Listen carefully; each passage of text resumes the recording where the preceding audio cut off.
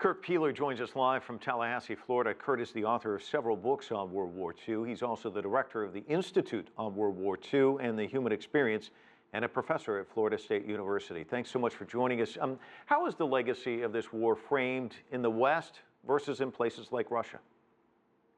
Well, I think actually it's framed very similarly, I think, in both the West and in Russia. I mean, one of the great hallmarks of World War II in Europe was it united the Soviet Union and the West, Great Britain and the British Commonwealth, and the United States in the great struggle to defeat Nazi tyranny. It was a grand alliance and brought together a very unlikely group of allies. Let me ask you this. We've had a lot of reflections on our broadcast from people who survived the war. In fact, one woman still resonates with me in Russia, saying it's still fresh, impossible to forget. But so many of these people are slipping away. What do we lose once we lose them? I've interviewed about 300 veterans, and one of the things you lose is the immediacy.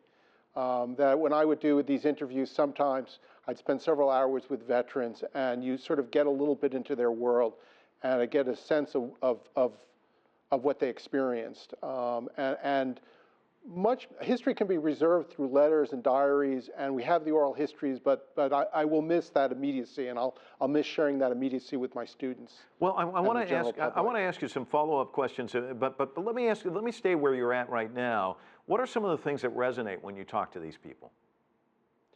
Well, one is that war really traumatizes some people, but some people can cope very well with it. There's various reactions to the war. One of the things I think was a hallmark of at least the veterans I interviewed, mostly American veterans, is they were often a very modest group. Many of them initially didn't want to talk about their experiences, and many of them did really remarkable things. They were, particularly when I started interviewing them back in 1994 and 1995, they didn't think they really had done anything unusual. Their generation was remarkably modest in some ways about their accomplishments. Yeah, but there's been this major trend towards really kind of lionizing them, the greatest generation. What do you think sparks that reawakening? I think two things. One, I will say about the World War II generation, they were pretty much in charge ever since 1945, really until the 1990s. And I think in the 1990s, they realized they were actually mortal. But also, a lot of attitudes changed regarding their children and grandchildren. I mean, you would not have called the World War II veterans the greatest generation during the Vietnam War. At least the baby boomers would not. The junior officers of World War II were the senior officers in Vietnam. But I think the ending of the Cold War gave a new appreciation and almost a rediscovery of the importance of World War II as one of the pivotal events in the 20th century. Kurt, the United States tends to have memorials for just about every war, yet it was hesitant to construct memorials after World War II, and I'm sure our worldwide audience is probably asking why. Well, it's sort of interesting. Often the more controversial the war, the more memorials that are built. So, for example, the most memorials for American wars are the Civil War, which divided the nation, and actually World War I, which is probably the most controversial war of the 20th century. World War II, there was a great consensus after the war that this was the morally necessary war.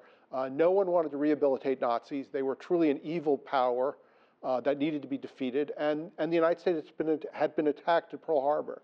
So there was a great consensus this was the morally necessary war, and when memorials were built, they tended to be living memorials. They tended to be schools, stadiums, parks, roads.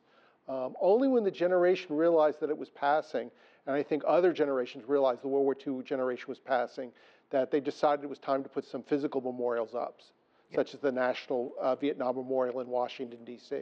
And the memorial is quite striking here in Washington, D.C. How are other countries going about memorializing World War II or marking the anniversary? I think there's a divide. I mean, I think the United States, VE Day very much competes with VJ Day. And in fact, 2 states in the United States would actually make VJ Day a public holiday.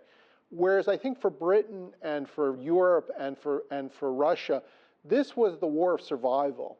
And victory in Europe Day really meant their nation survived and they defeated Nazi tyranny.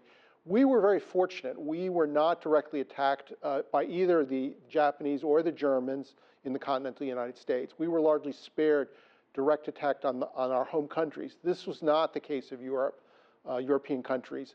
And so I think that's one of the great divergences. I think VE Day looms larger, and just the differences. the ceremonies and events commemorating VE Day in the United States are pretty understated, particularly compared to Russia or Great Britain. Kurt Piehler, thanks so much for joining us and offering your insights. Appreciate it. Thank you very much.